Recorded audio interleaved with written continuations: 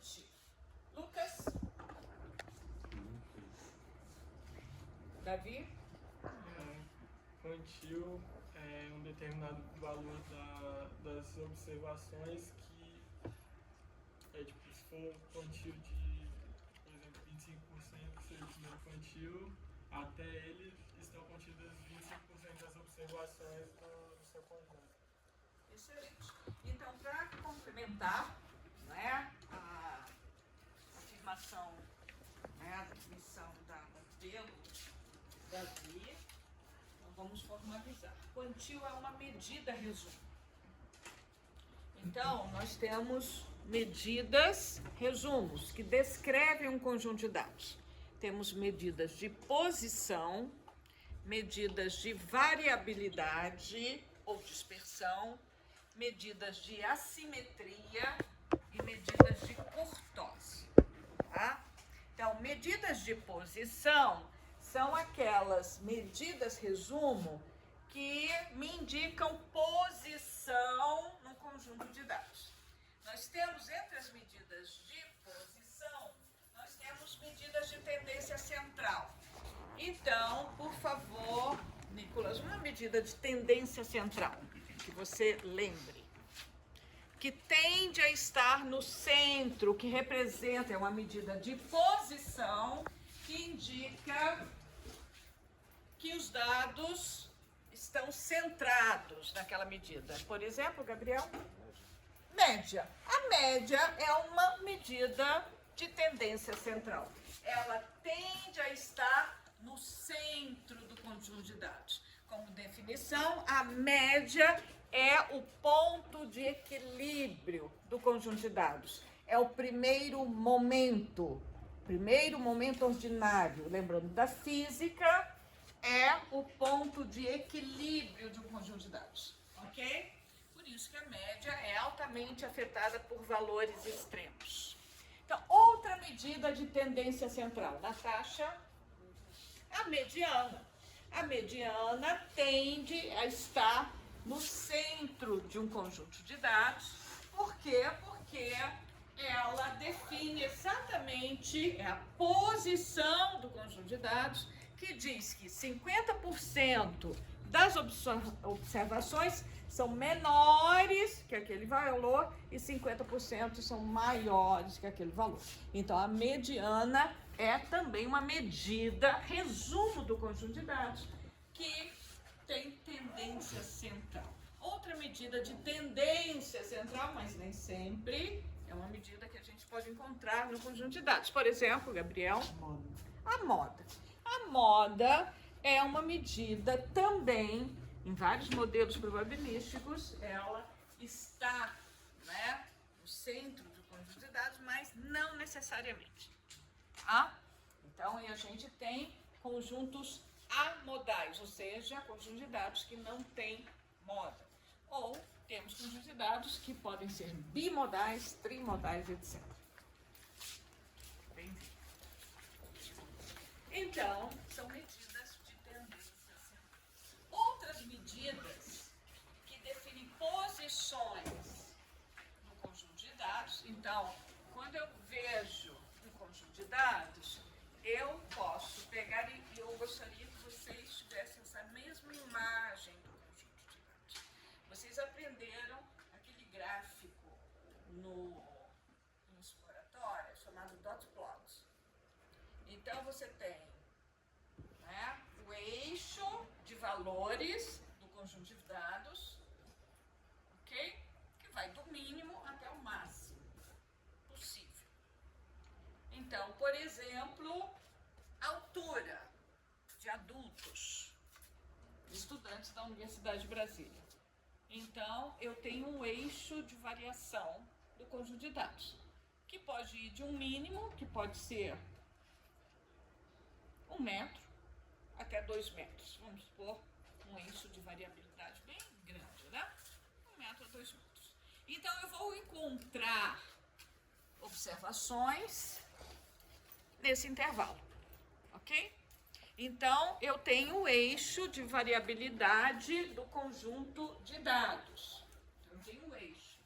E eu vou imaginar cada observação sendo um pontinho. Então, vai aparecer aquele montão de pontinhos. Cada pontinho é uma observação. Então, nesse eixo, eu posso cortar o conjunto de dados em duas partes. Tá? Então, eu posso criar uma série de medidas, cortando esse conjunto de dados. Então, se eu cortar, por exemplo, aqui eu estou no início, no menor valor, e aqui estou no maior valor. Se eu corto aqui, eu posso, então, verificar quantos valores eu tenho abaixo deste valor que eu cortei. Quantos valores eu tenho acima dos valores que eu cortei, ok? Se eu tiver aqui, eu corto. Eu vejo quantos eu tenho abaixo e quantos eu tenho acima. Eu posso cortar aqui. Quantos eu tenho abaixo, quantos eu tenho acima. Vocês estão vendo que essas proporções abaixo e acima vão mudando. Essas medidas são os quantis. O que são os quantis, então? O quantil, também chamado de separatriz, tá? É uma medida que vai ter uma ordem. Que ordem é essa? Ordem é, então, a probabilidade de x ser menor ou igual àquele valor que eu cortei, tá? É igual a uma proporção. Então, essa vai ser a ordem do quantil, ok? Então, se eu cortei aqui e vejo que eu tenho 20% do conjunto de dados abaixo daquele valor, eu falo que aquele quantil é de ordem 20%. Se eu cortei aqui e falo, olha, abaixo desse valor que eu cortei, eu tenho 50% das observações. Então, esse quantil é de ordem 50%. Ou seja, um quantil de ordem 50% é igual a... Natasha? Um quantil de ordem 50% é igual a mediana. Se eu cortei aqui o conjunto de dados e falo que abaixo desse meu valor eu tenho 75% das observações, esse quantil é de ordem 75%. Portanto, ele é o terceiro quartil. Então, vocês estão vendo que os quartis são separatrizes ou quantis. Entre elas, particular, a mediana. Então, eu vou falar que o quantil ou separatriz de ordem P de uma variável aleatória x é tal que o que eu acumulo antes do valor desse quantil de ordem P é igual a π. Eu estou associando P e π, ok? Como sendo a mesma métrica. O quantil 50% acumula até aquele valor 50% das observações. Certo? Então, eu tenho uma probabilidade de que valores menores ou iguais à mediana têm 50%, né, de chances de ocorrer. Tem uma probabilidade igual a 50% de ocorrência. Por quê? Porque eu estou separando exatamente na ordem de 50%. E a probabilidade de x ser maior a xp é um complemento. Ok? Então, aqui a gente está trabalhando também menor ou igual e maior, como sendo complementares, já que para nós vamos trabalhar com a binomial, que é uma distribuição, um modelo probabilístico discreto. E o ponto faz diferença, ok? Então,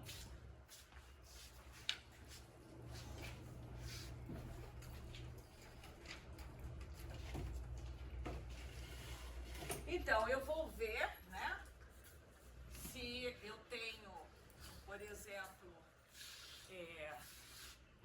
aquela coisa da mediana. Isso daqui é aquela coisa da mediana, porque eu tenho, se o meu N é de tamanho par, né, eu vou ter dois valores diferentes aqui, que vão satisfazer essas duas inequações.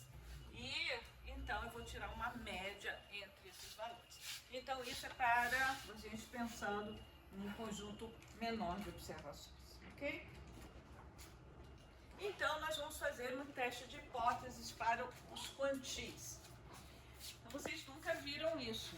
Eu tenho uma afirmação feita sobre um quantio. Por exemplo, eu posso falar que o primeiro quartil dos salários dos trabalhadores da construção civil é de R$3.000. Isso significa o quê?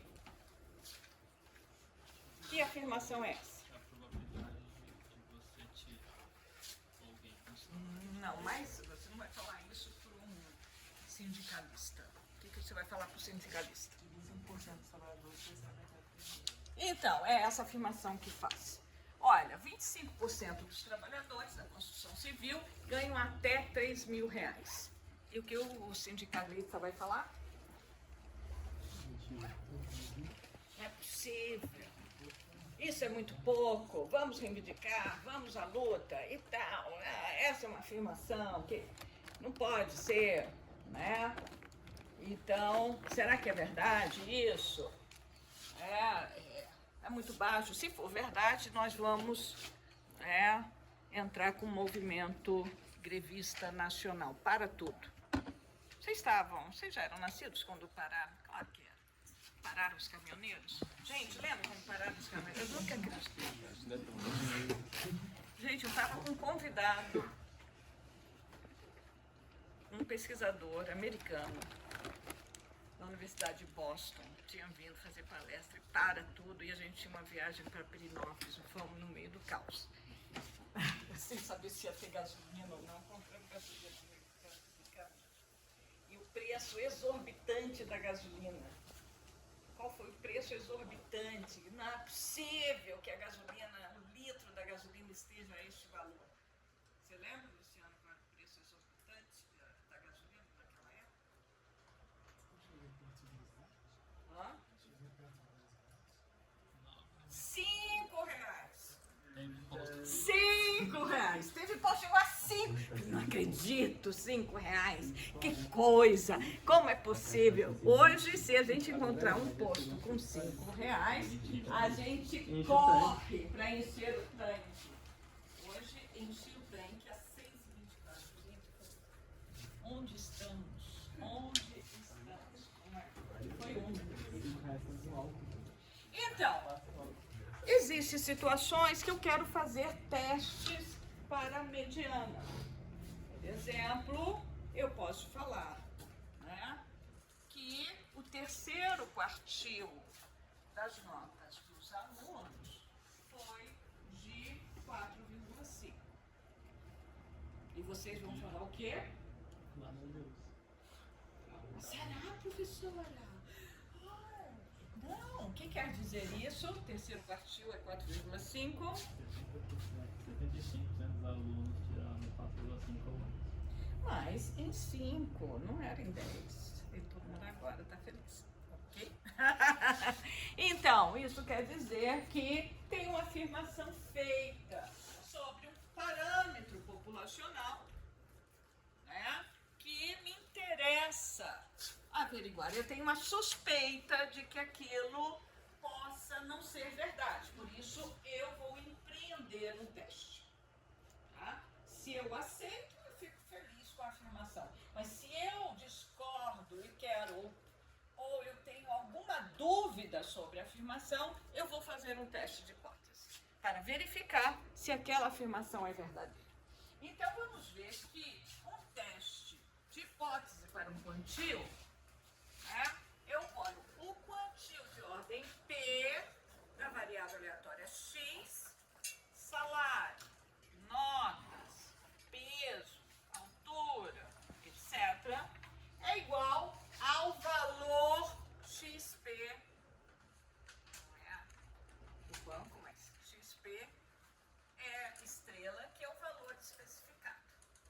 seja, o terceiro quartil é 4,5. O primeiro quartil é, quanto que eu tinha falado? Sei lá, 3.000 dos salários, ok? Então, isso são afirmações que eu faço sobre o parâmetro quantio, que é uma separatriz.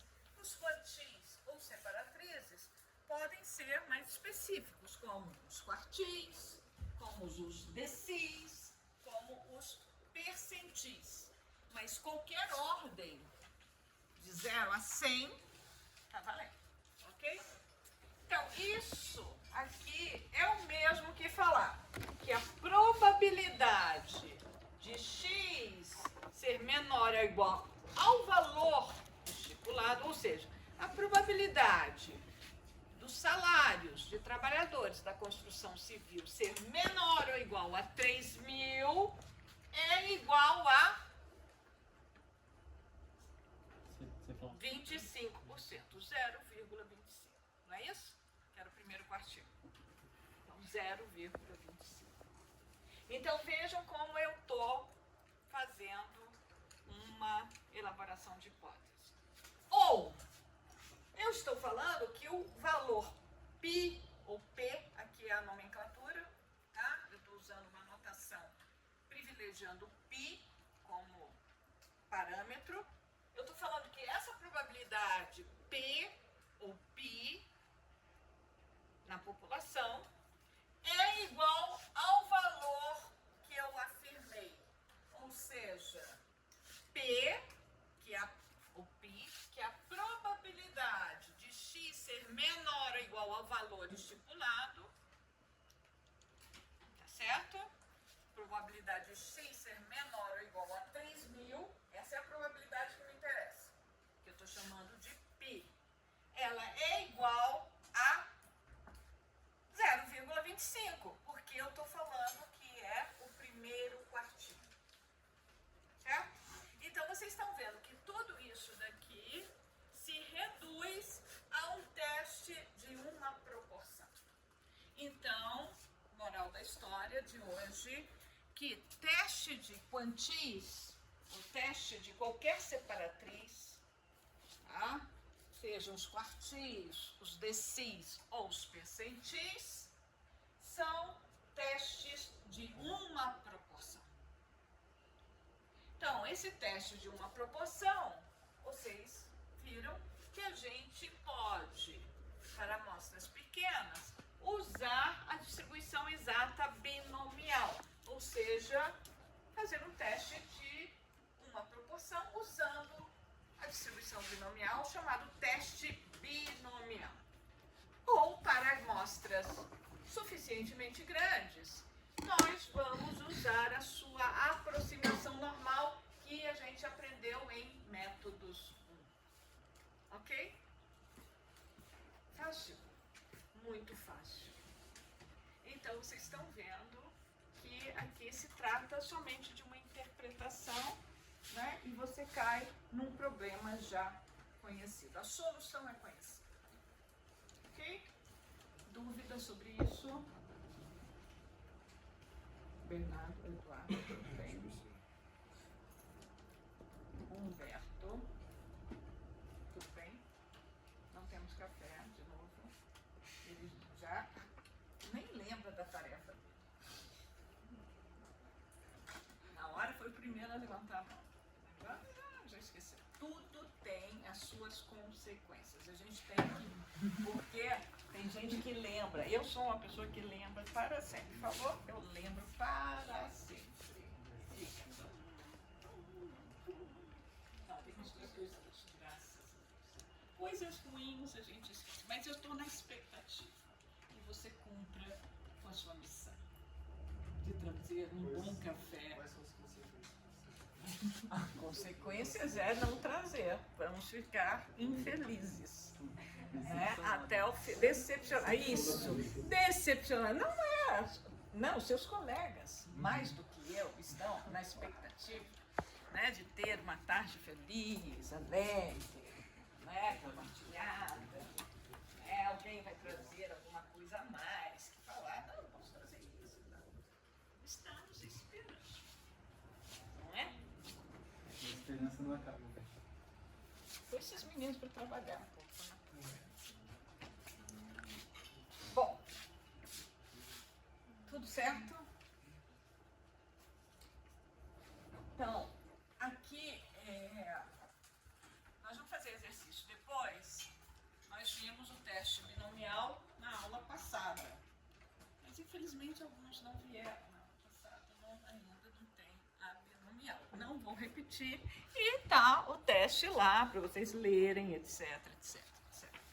Vai cair na prova? Vai cair, e muito difícil, como sempre.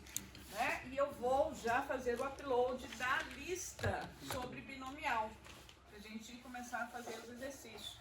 Porque semana que vem não temos aula, mas eu estou esperando todos vocês, eu vou tomar chamada, na semana universitária, quarta-feira, dia 4, segunda-feira, 14 horas, no auditório do prédio Siquest. Nós vamos ter uma roda de conversa com especialistas sobre a população de Brasília, o crescimento de Brasília.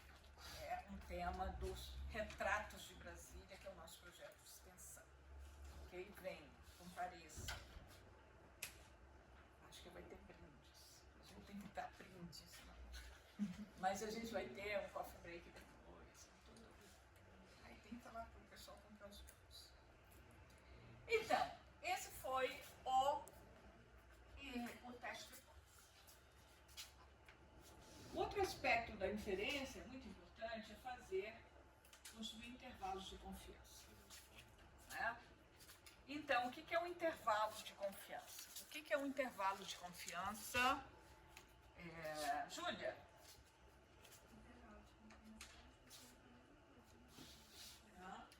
Eu perguntei para você e você respondeu?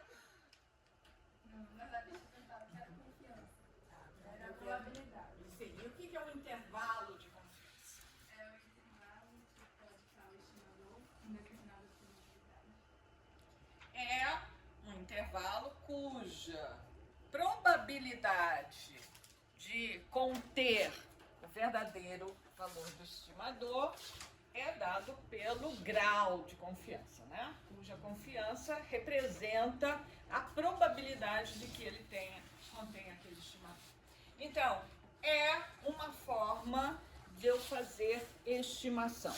Eu tenho duas formas de estimação. Quais são elas? De apresentar a estimação. Eu estou estimando. Quais são as duas maneiras? Pontual. Esse meu é demais, André. Muito bem. Você já tem um prêmio, vai acumular prêmios. Oh, meu Deus, agora sim que vai ganhar um tal. Pois é, então nós temos a estimação pontual. O que é a estimação pontual, Lucas? Não sei. Surpreenda-me. Até agora não está me surpreendendo. Eu quero que você me surpreenda, Lucas. Positivamente. Não, pedir pra te surpreender. Positivamente. Pedir pra surpreender. Positivamente, de preferência. Então, nós temos a estimativa pontual. O que é a estimativa pontual, Eduardo? Ele está acordando. Eu também não sei, professor. Eu café pouco. Faltou, tá vendo? Você é responsável aí. Nicolas. Sabe, Nicolas, tem que mudar essas atitudes. Tem a ver com o tipo da variável, professor? O quê? Tem a ver com o tipo da variável? Não, o que é a estimativa pontual? Aí, você sabe. Fala, Bernardo. Não é possível. Não é possível. Sabrina. Não é possível. Felipe. Você não foi meu aluno, então é compreensível. Porque essa pergunta eu já fiz por quem fez método já comigo. Tinha que saber. Mas eu sempre falo assim, o aluno não fez comigo, por isso que ele não sabe. Vocês fizeram comigo e falam que não sabe, não é possível. Que decepção para mim que eu não consegui transmitir esse conhecimento para vocês. É uma falha minha que eu considero. Eu falei, mas vocês não apreenderam, não retiveram. E estão aqui. Então, gente tem que melhorar esse processo de ensino-aprendizagem. Calma aí, professor. Dá uma refrescada no nosso. Então, estou refrescando, falando. Foi um dia brilhante que eu falei isso, tá? Estava no sol, maravilhoso. Gente, método Zoom sempre foi pela manhã, às 10, de 10 ao meio-dia. A gente. Não foi? Não era de 10 ao meio-dia? Então, né? Então, você fez antes, vocês fizeram depois. Tem gente aqui que... Semestre passado, Eduardo, que você fez? Métodos 1, sim.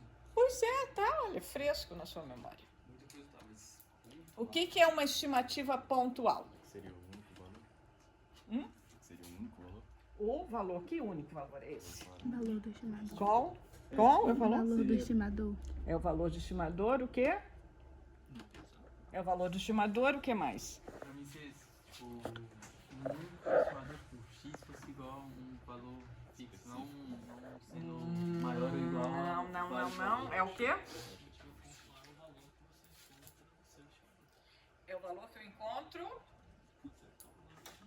E como é que eu, quando é que eu calculo o estimador? Como é que eu calculo o estimador?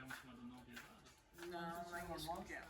Com base nos dados da amostra. Então, eu tenho a amostra, eu calculei aquele estimador, né?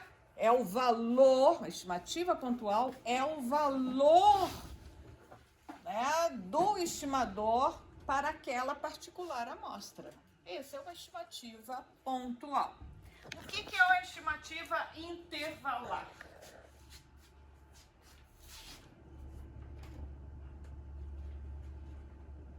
De que? Que serve para todas as amostras, não para uma. Não. O que é uma estimativa? Já fiz a recapitulação aqui. Sim.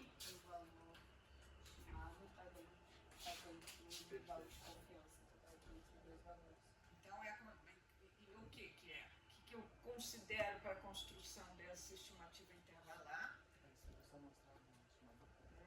Também, mas isso, resumindo, eu tenho o valor da estimativa pontual mais ou menos o erro amostral. Então, o que é uma estimativa pontual? Uma estimativa pontual é o valor do estimador para aquela particular amostra. Então, eu selecionei a amostra e calculei o valor do estimador. Ok? É a minha estimativa pontual. A estimativa intervalar implica na construção de um intervalo de confiança. Como é que eu construo o intervalo de confiança?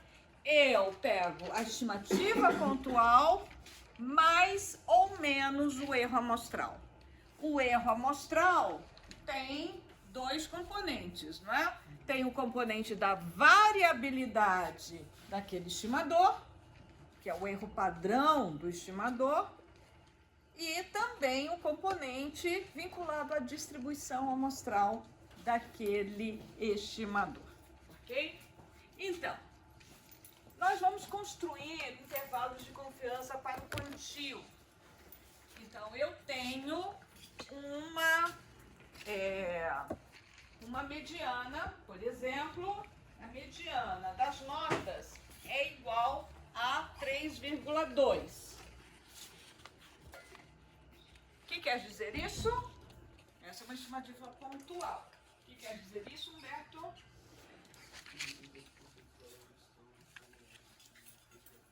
Então, isso com base numa amostra, numa única prova. E eu falo, olha, o rendimento dos alunos mediano é 3,2, com base numa única prova. Então, eu vou repetir provas. Vou repetir. Vamos fazer 20 repetições e vamos ver em cada uma das amostras qual é o valor da mediana. É isso que a gente está tentando ver. Então, o valor da mediana na amostra, a mediana da amostra é o quê? É uma estatística. Portanto, sendo uma estatística, ela é uma variável aleatória.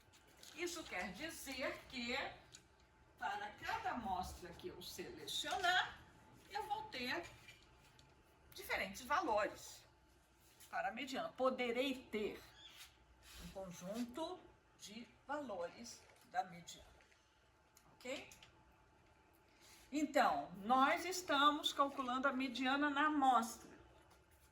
A mediana da amostra é um estimador da mediana da população. Então, eu quero construir um intervalo de confiança para a verdadeira mediana, a partir da mediana da amostra.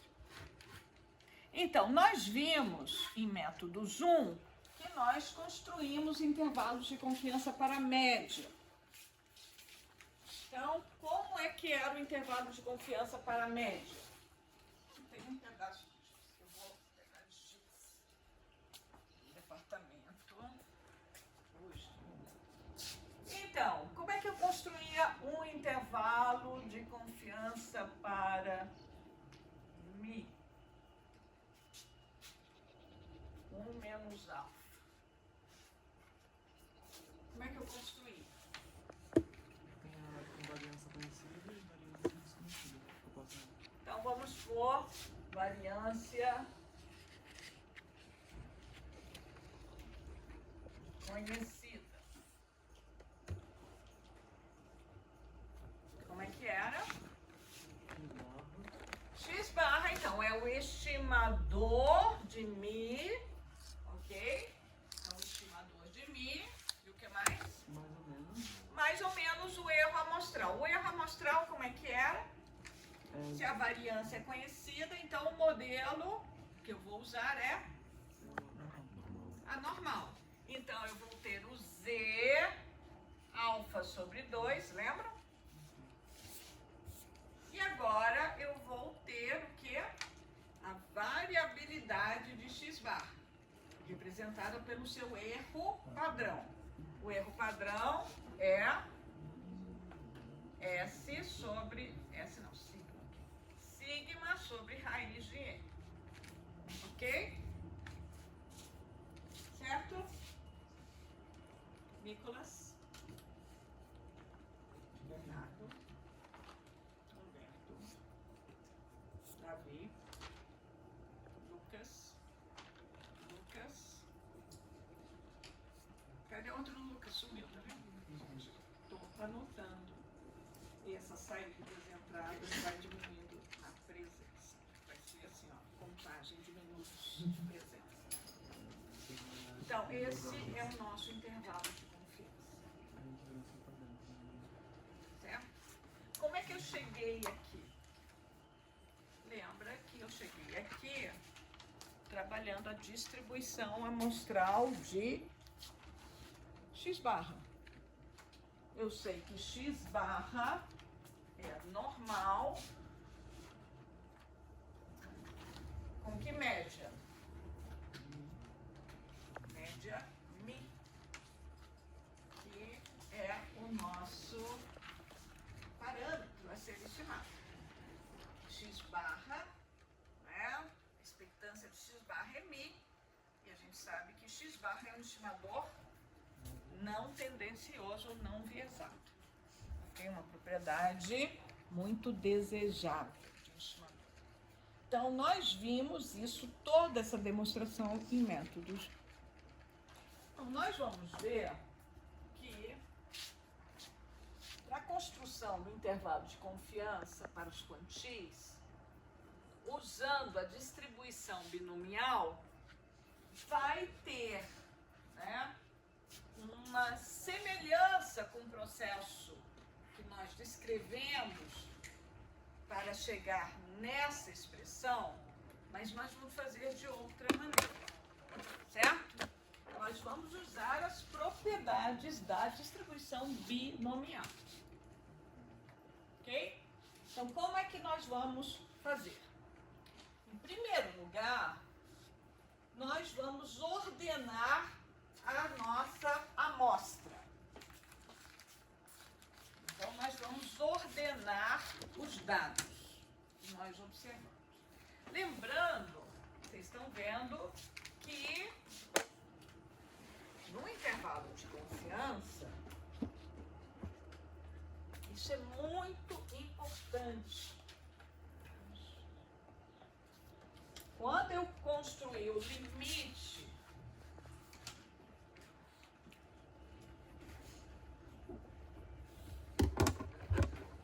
esse daqui é o limite inferior, certo? E esse daqui é o limite superior do intervalo de confiança. Vocês estão vendo que esse valor aqui considera o valor de x barra. O que é x barra? A gente já falou. O valor que eu tenho de x barra é a minha estimativa pontual. Então, eu vou pôr aqui o valor que eu observei de x barra com base nos dados da amostra. Certo?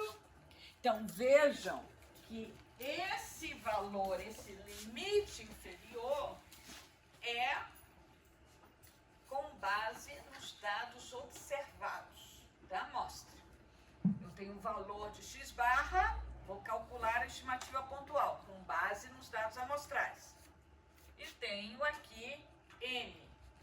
Por acaso eu sei a variância. Se eu não souber a variância, aqui vai ser S e aqui vai ser o T. Certo? Ou seja, isso daqui reflete os dados amostrais. Da mesma forma, o limite superior. Então, nós vamos fazer com a mesma ideia, nós vamos estabelecer o intervalo de confiança para os quantis. Então, os quantis, nós vamos primeiro ordenar a amostra, de 1 até n, de tal forma que eu vou falar que aquela posição R, a posição R, vai ser a referência para o limite inferior do meu intervalo de confiança do quantil de ordem P. E a posição S vai ser o limite superior do intervalo de confiança para, né, o quantil de ordem P. Certo? Então, aqui, vejam, como eu estou trabalhando com separatrizes, como é que eu calculo as separatrizes ou quantis? O que me importa na separatriz ou quantil é a posição ocupada pelos valores observados. Ok? Então, vejam. Só para vocês lembrarem, por exemplo, vou pôr, vocês enxergam aqui, por acaso? Enxergam? Vocês enxergam aqui? Sim. Você tem canetinha? Não tem? Porque as minhas estão sem tinta, mas não tem. Tá vendo aí? Esse menino tem tudo. Eu vou pôr aqui para vocês n igual a 5. Então, eu vou pôr a variável x é a altura. Então, observei 5 indivíduos e medi a altura. 70 e ordenei.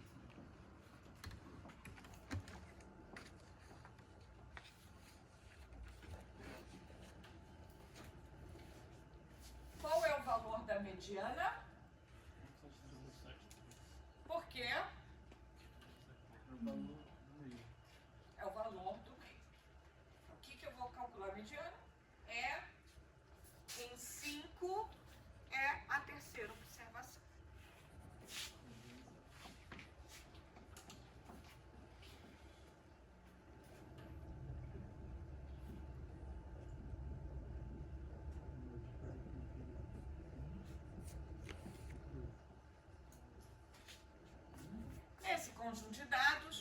peso, temos 5 observações. Qual é o valor da mediana? Qual? 60. Por quê? Porque ocupa a posição central. Porque ocupa a posição central. X agora é...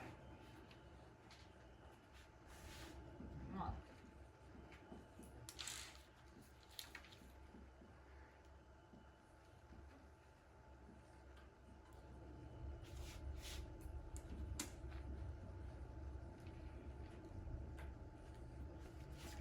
Qual é o valor da mediana? Por quê? Hã?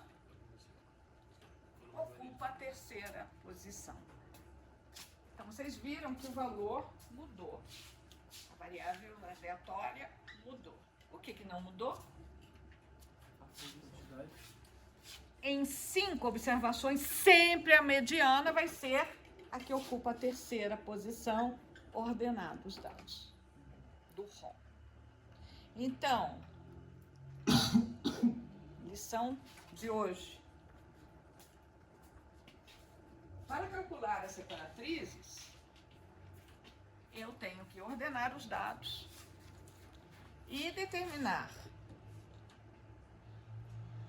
nas N observações qual a posição do quantio ou separatriz desejado, qual é a ordem, ok? Então, se eu tenho 10 observações e quero, por exemplo, 20%, a ordem é de 20%. Quantio é de 20%. 20% é o segundo decil. Qual vai ser a posição que eu estou procurando? O que eu estou procurando é a posição 10, eu estou procurando a posição 2. Certo? Eu estou procurando a posição 2. Então, quando eu falo de separatrizes ou quantis, o que mais me interessa são as posições. Tendo determinadas posições de interesse, eu vou no conjunto de dados e vou ver qual o valor que ocupa a posição. Certo? Então, aqui eu tenho n igual a 5. Eu quero a mediana. Não importa qual é o conjunto de dados, eu já sei que é a terceira posição. Ordeno e vejo. Se o conjunto de dados é altura, é esse. Se o conjunto de dados é peso, é esse. Se o conjunto de dados é nota, já vejo isso. Percebe? Então, eu tenho a ordem 1, 2, 3, 4, 5. Eu tenho a posição e 50% como ordem me indica que a posição é 3. Qual é o intervalo de confiança? O intervalo de confiança, eu já sei que a posição é 3. Qual é a posição para antes de 3 e a posição para depois de 3 que me dá um intervalo de confiança? Percebe? Então, eu tenho que descobrir qual é a posição R no conjunto de dados, qual a posição S no conjunto de dados, que vai definir os valores que vão ser o limite inferior e o limite superior para a estimação intervalar daquele quantio. Ok? Perceberam? Que quando eu estou falando de separatriz, eu estou trabalhando com posições. Sim? Certo? Então, ao descobrir a posição R e a posição S, eu vou no conjunto de dados e vejo qual é o valor do conjunto de dados que assume a posição R, será o limite inferior do meu intervalo de confiança. Qual é o valor do conjunto de dados que ocupa a posição S? então vai ser o limite superior. Compreendido? Então agora vamos ver como é que a gente vai calcular essas posições R e S. Então vejam que a probabilidade de eu ter o valor do meu quantio será igual a 1 menos alfa, ou seja, esse limite entre a posição R e S define qual vai ser o intervalo de confiança. Alguma dúvida sobre isso? Sobre esse conceito? Vocês vão ver isso muito em inferência, estatística de ordem.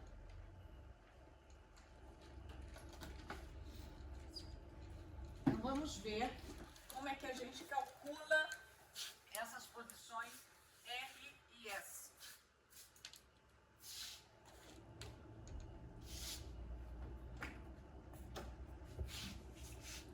Vocês vão ver que é muito simples, mas tem que entender que nós estamos trabalhando com posições e depois com valores. Ok? Então, nós vimos na binomial que a gente não tem, né, como na normal, uma área exata. Nós temos uma área aproximada. Concorda? Então eu não posso falar 20%, porque nem sempre eu vou ter um 20%, como na normal. Qual é o valor da normal que determina 20% até? Eu posso ter isso na normal, mas na binomial não. Por quê? Porque a binomial é discreta. Então, vejam, eu tenho que trabalhar com áreas aproximadas. No intervalo de confiança, eu quero uma área antes, na cauda inferior, igual a alfa sobre 2. Concordam? E na cauda superior, também alfa sobre 2. Então, eu vou com aproximadamente alfa sobre 2.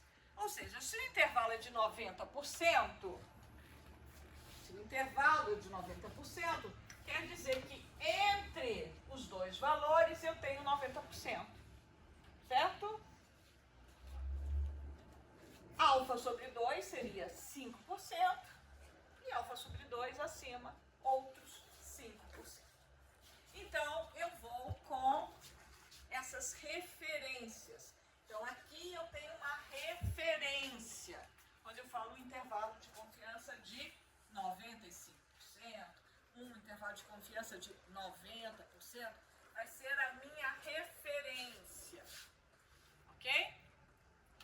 Agora, como a gente fez no teste binomial, eu venho e busco na distribuição binomial qual é o valor mais próximo de alfa sobre 2. Na distribuição binomial. Eu venho na binomial, lembra a distribuição binomial que nós fizemos? E vejo qual é o valor próximo, menor que alfa sobre 2. Ok? O que mais se aproxima. E vejo qual posição que ocupa. Certo? Vejo qual é o valor da binomial. Lembrando que a binomial são distribuições discretas. Eu tenho lá x ou y igual a 0, 1, 2, 3, 4 até n. Ok? Então, eu venho aqui e digo, esta é a posição R menos 1. Marquei.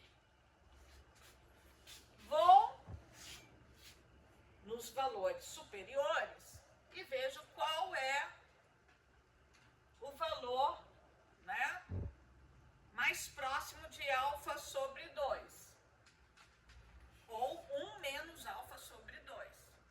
E marco como alfa sobre 2. Certo? O valor correspondente em termos da binomial, ali o valor y, vai ser a posição S menos 1. Certo? Eu tendo R menos 1, já sei qual é o R. É o seguinte. sei qual é o S. Então, por exemplo, aqui o valor R foi 4. Quer dizer que R menos 1 foi 3. Então, eu vejo na binomial ali, é 3. Então, o valor R é 4. O valor S menos 1, por exemplo, em 15, é 12. O valor S, então, vai ser 13. Então, 4 R é 4 e S é 13. Marquei. Vou no conjunto de dados ordenados e vejo qual é o valor do conjunto de dados que está na quarta posição. Vai ser o limite inferior do meu intervalo de confiança. Qual é o valor do conjunto de dados que ocupa a 13ª posição? Vai ser o limite superior. Ok? Simples assim. Esse intervalo de confiança vai ter uma confiança, um grau de confiança dado por 1 menos alfa 1 menos alfa 2, que vai ser próximo a 1 menos alfa. Não vai ser exato 1 menos alfa, porque nós estamos na binomial. Certo? Querem fazer um exercício? Então vamos ver um exercício.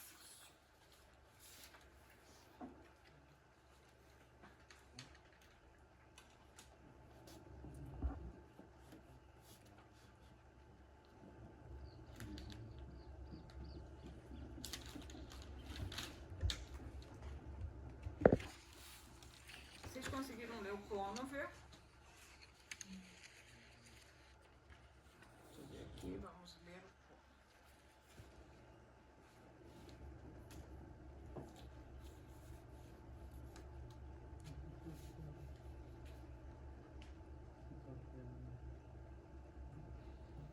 Ai, onde que é?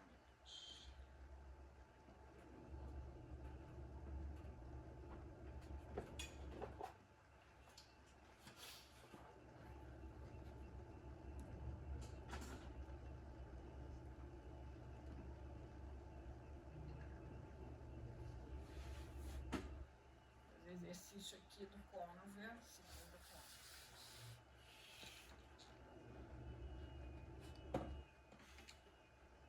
Pedi para vocês fazerem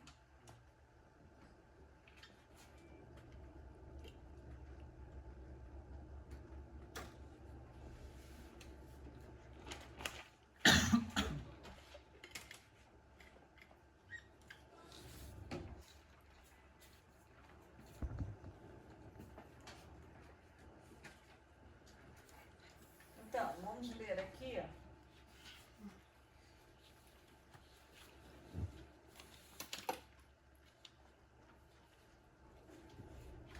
Exemplo 3.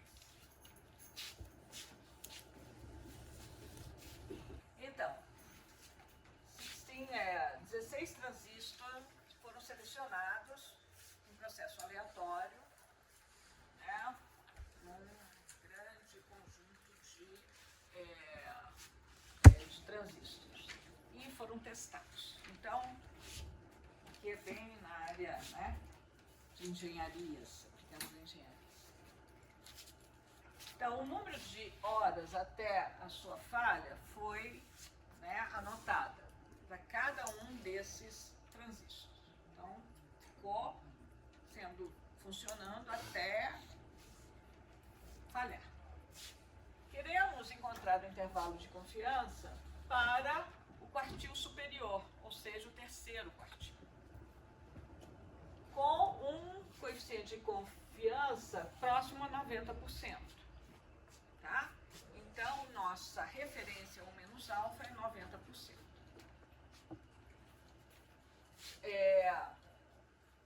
Então, como é que eu vou fazer isso? Então, nós vamos entrar na binomial. Então, aqui ele fala, entra na tabela A3 com os parâmetros n igual a 16 e p 0,75. Por que eu estou falando N igual a 16 e P igual a 0,75. N igual a 16 porque eu tenho aqui 16 transistores, é o tamanho da minha amostra. P ou π igual a 0,75 se refere a quê? Ao Q3. Porque eu quero fazer um intervalo de confiança para Q3, ou seja, o terceiro quartil. O terceiro quartil é uma separatriz de ordem 0,75. Perceberam?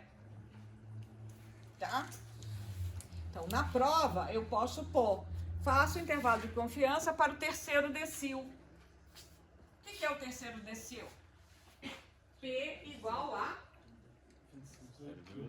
0,3, que é 30%, né? 0,3. 3 em 10. Ok? Primeiro quartil, qual é a ordem? 0,25. Certo? Então, essa é a dificuldade. Agora, vamos fazer um intervalo de confiança para o terceiro quartil. Então, nós vamos lá e vamos ver o que ele marca. Deixa eu pegar aqui a tabela. Quero fazer isso com a tabela para vocês começarem a usar a tabela. Então, nós vamos lá na tabela da binomial.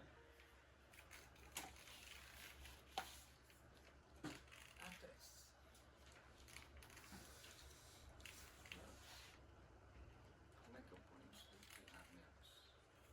Não. Como é que eu tiro isso aqui?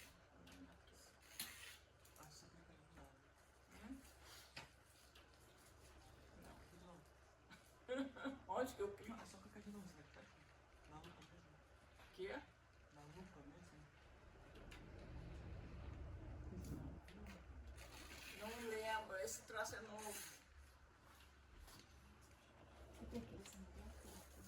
Ai, meu Deus, agora que eu estou vendo esse troço. É novo. Bom, então,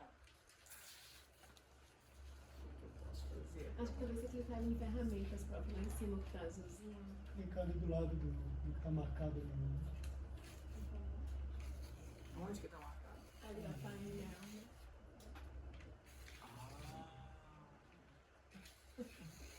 Então, vejam, aqui é a tabela da binomial. A tabela da binomial, eu gosto dessa tabela na forma, porque eu acho ela melhor do que a do Bussard. Então, vamos ler essa tabela.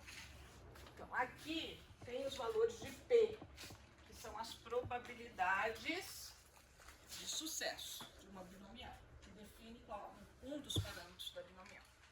E aqui nós temos o parâmetro N, ok? E aqui é o valor da minha variável aleatória. Então, quando N igual a 1, eu posso ter Y igual a 0 e 1. Vai de 0 a N, a binomial. E aqui eu tenho as probabilidades associadas. Então, isso daqui é a distribuição binomial. O que é a distribuição binomial? Ele faz acumulado, né? Isso, que é da função de distribuição.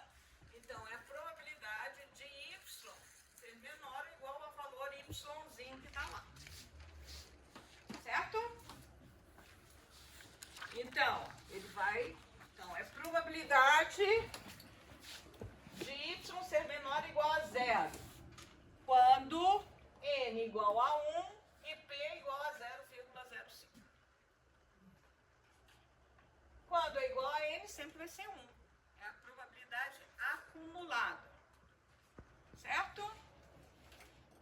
Então, nós precisamos encontrar nessa tabela o nosso valor n igual a 16. Vocês estão vendo que nessa primeira página vai até 7 e a probabilidade vai até 0,45. Na segunda página, o n vai até 7 de novo e a probabilidade vai até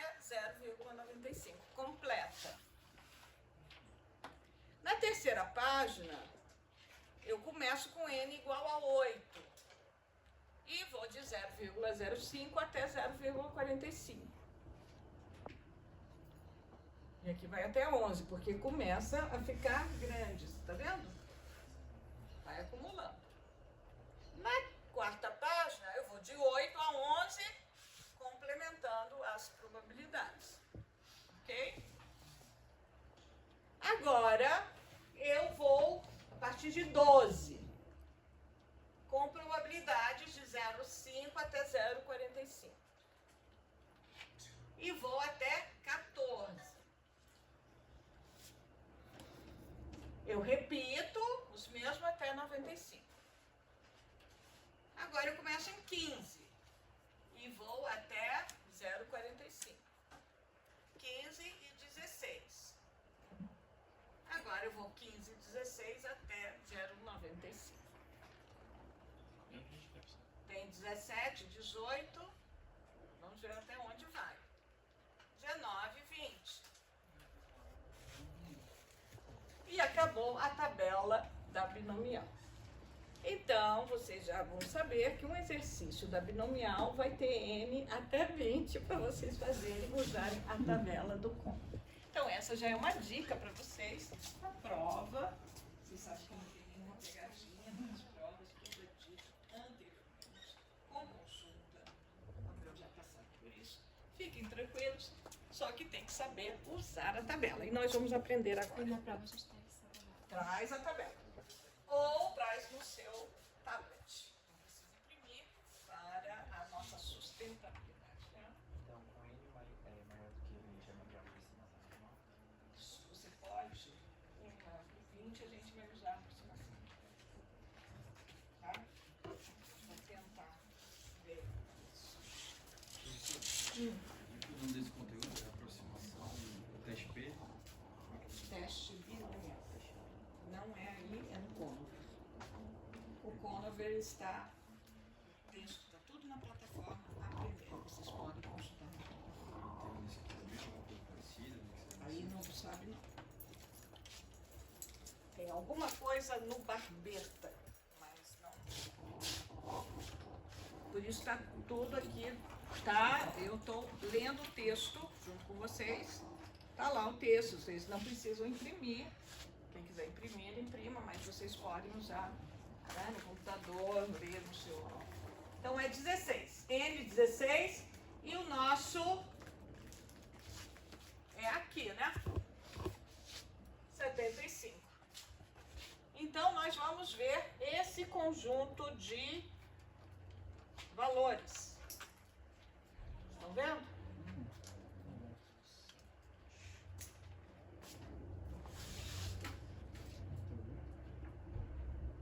Ok?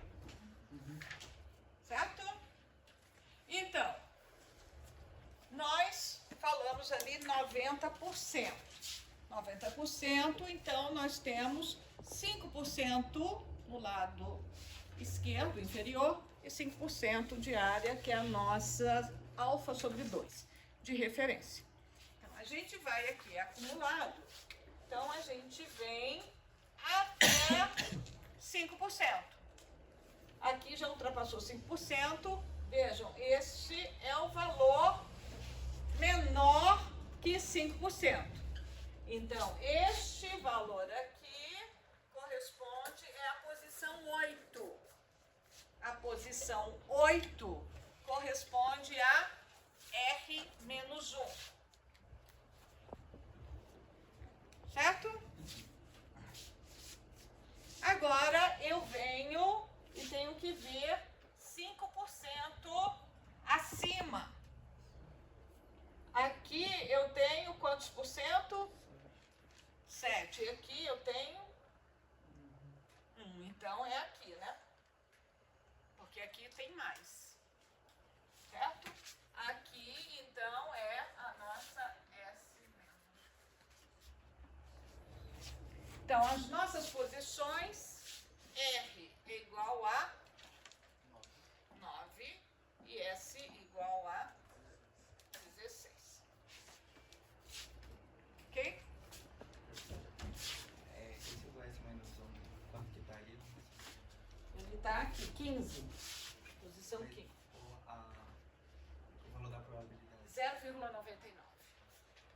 porque o anterior é 0,93. Então, acima tem mais que 5%.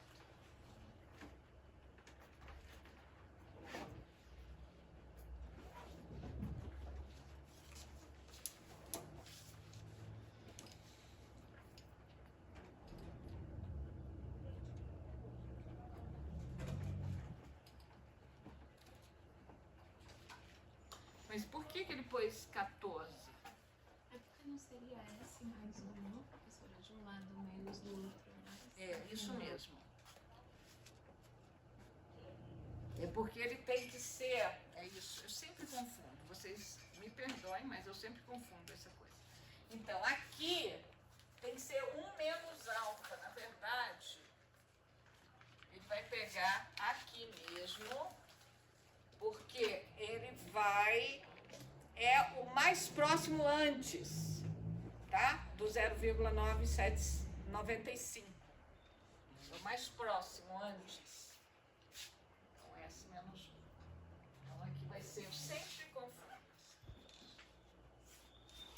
S menos 1. Então, aqui nós vamos ter S igual a 15 e o R igual a 14. De tal forma, vocês podem contar ali e ver o que é mais próximo do seu 1 menos alfa, tá? Então, 1 menos alfa tem que ser o mínimo de confiança. Então, você pode daí para cima, certo? Não vai ser menos que 1 menos alfa. Se você falou 90%, você pode aumentar essa confiança. Então, aí você vai, resultado, aqui você vai ordenar seus dados. Ordenando os dados, você tem essa ordem. Você vem no x igual a 9 posição, x nono, ok? E você vem no x 15, ok? Então, qual é o intervalo de confiança? Vai ser 63,3 e 73,3.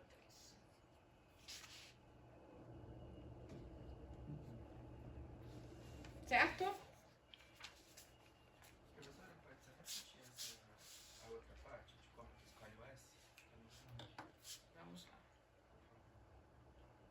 Então, você vai aqui no 1 menos alfa.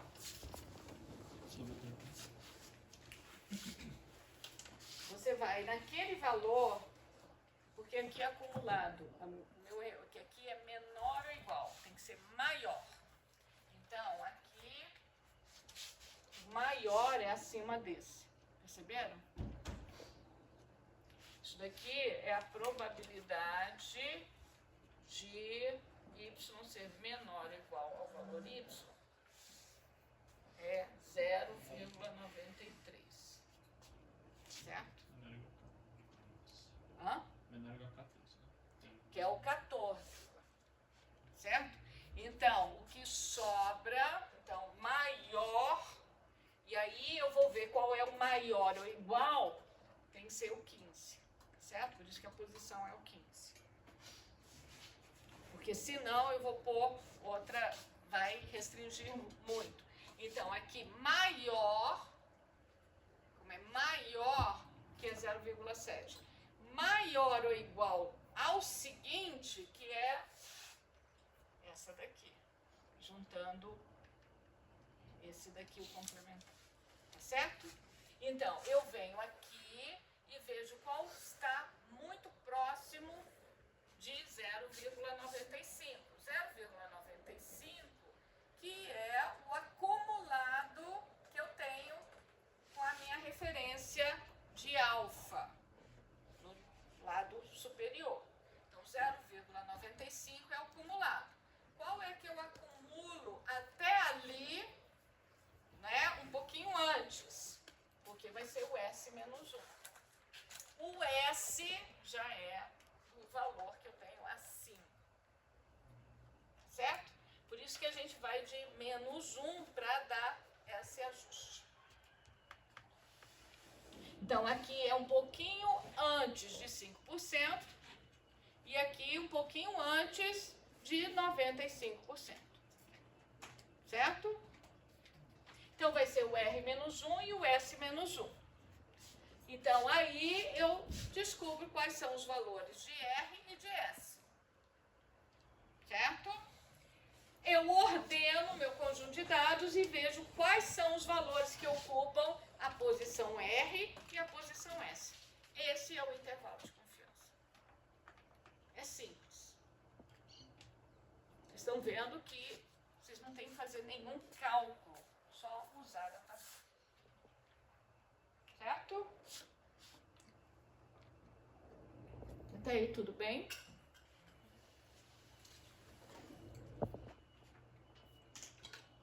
Perguntas? Professora, por que a gente não pega o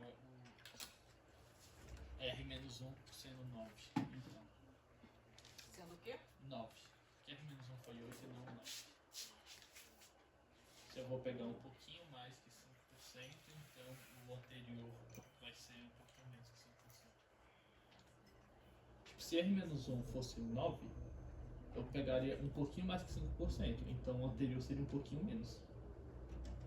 Pela mesma lógica do S-1, não? Não, porque aqui você está vendo, o que te interessa é a área acima. Aqui o que te interessa é a área abaixo. Por isso que é Porque o você contrário. sempre tem que pensar em apertar Então, o intervalo de... você tem que ver que aqui é a área acima. Então, quando você põe essa área aqui, tá? Complementar é acima dele. Então, você tem maior que ele, não considerando ele. E você tem maior ou igual a y. Não sei se eu me fiz explicar. Porque aqui é a função de distribuição. Então, o menor está nesse menor abaixo, a área que está abaixo. O que eu entendi foi, a gente pegou 14, porque o 14 está um pouquinho acima de 5, só que a gente vai pegar antes dele. Então vai estar um pouquinho abaixo de 5. Sim. Então por que no R a gente não pega o que está um pouquinho acima para quando a gente fizer a revisão a gente pegar o que está um pouco abaixo? Por que não pega o 9 e depois pega o 10? Não, porque a gente não pega... Ah, a gente pega o 9 sim, deixa quieto. É porque tipo, o R na minha cabeça eu tava fazendo R+1 sendo 9, mas R-1 sendo 8. Isso. Compreendeu agora, Entendi, né? tá Porque certo. eu tenho que ter uma área próxima a 5% à esquerda e próxima a 5% à direita. Entendi. Tá? Perfeito. Então, aqui...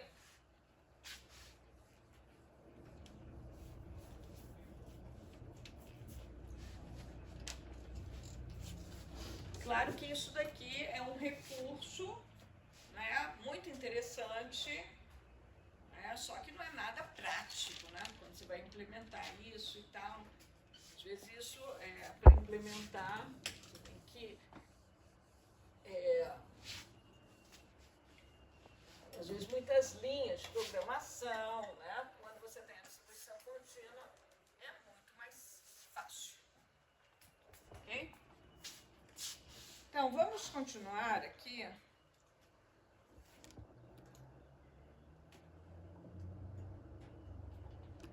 Então, isso daqui vocês entenderam, né? Então, agora, vamos ver uma aproximação. Se eu tiver um tamanho de amostra maior.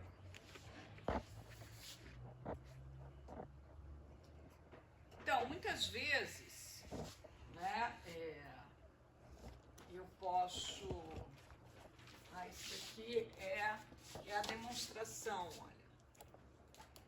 Isso aqui, para quem quiser ver por que a gente calcula o R-1 e o S-1, vou passar isso, tá?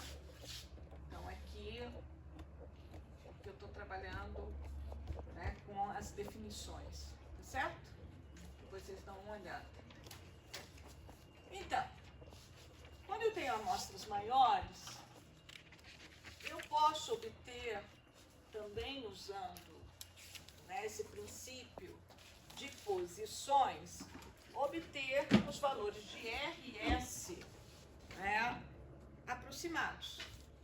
Não usando a distribuição binomial, mas usando a aproximação normal para obter os valores de R e S. Ok? Para os quantis. Então, porque os quantis são definidos em termos das suas posições. Então, usando o mesmo princípio do intervalo de confiança, eu vou no conjunto de dados e vou ver qual a posição R e a posição S que delimitaria o intervalo de confiança, tá? Mas agora eu tenho um tamanho de amostra muito grande. Então, não vou usar a binomial. Eu posso usar a aproximação normal, ok? Então, usando a aproximação normal, vejam que aqui eu vou usar o valor de P que define a ordem da separatriz. Então, se eu quero o valor do intervalo de confiança para o terceiro quartil, então a minha ordem aqui, o meu P0 é 0,75, certo? E esse N vezes P0 está falando sobre a posição no conjunto de dados de tamanho N, qual é a posição que ocupa a separatriz de ordem 75%, certo? É N vezes π0. Então, o R vai ser tal que eu vou somar Z alfa sobre 2, só que esse Z alfa sobre 2, ele vai estar do lado negativo. Então, na verdade, vai ser negativo. Aqui está a soma porque esse valor é negativo, certo? Então, é o nosso valor de Z, lembra que a gente fez? Z aqui. E a gente, isso daqui é uma aproximação normal para binomial, e esse é o erro padrão de uma binomial. Raiz quadrada de NP vezes 1 menos P. Vocês estão lembrados disso? Então, aqui é N, 0,75 vezes 0,25. Essa vai ser a aproximação normal para a posição R. Ok? Para a posição S é a mesma coisa, só que agora eu vou usar, né, a referência de Z superior, simétrica.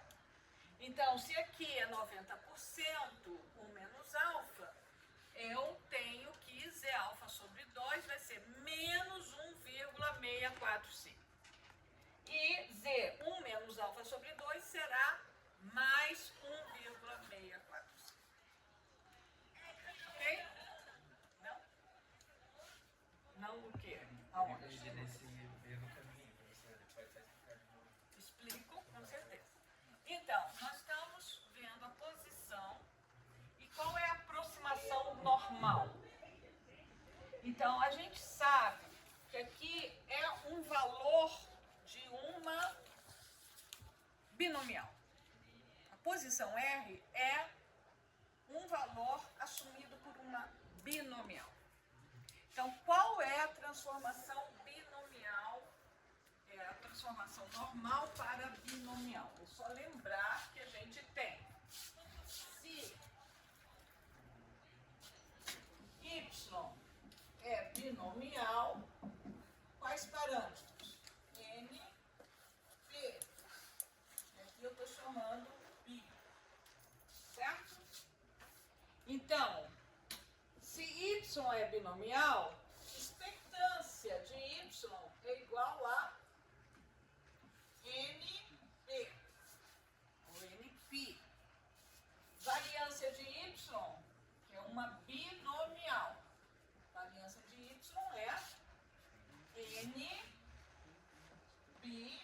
vezes 1 menos π. Certo? Certo? Então, se eu falo que eu quero fazer uma inferência para uma separatriz de ordem P. Essa ordem ordem da separatriz, né, vai ser definida ali. Terceiro quartil que a gente estava falando. Então, Q3, eu tenho que Q3, a ordem P igual, P0 é igual a 0,75. Certo? Então, eu vou falar que essa minha binomial que eu estou procurando, então essa posição na binomial, vai ser, né, uma normal agora, vou aproximar, y vai ser aproximadamente normal, com qual média? Qual é a média? N P0. Estou falando. Ou P0. E qual vai ser a variância? N 0, 1 menos. Certo? E a gente sabe que a transformação de uma normal qualquer numa normal 0,1, como é que se dá? Z vai ser igual a quê? Y menos a sua média dividido pelo seu erro padrão. Então, aqui vai ser o quê? N e 0. Certo? Então, a gente está vendo que isso, o Z que vai delimitar alfa sobre 2, então eu vou ver qual é o Y que eu quero. Então, vamos por aqui, ó. A gente vai pôr que Y, estão vendo? É igual ao quê? Isso daqui vai para cá somando, e isso daqui multiplicando. Então, N P0 mais o meu valor de Z, que multiplica raiz quadrada de N P0, 1 menos P0. Que é isso daqui. Então, eu estou falando que o lado, a posição R, que é o lado inferior, vai ser Z alfa sobre 2. O que é o Z alfa sobre 2?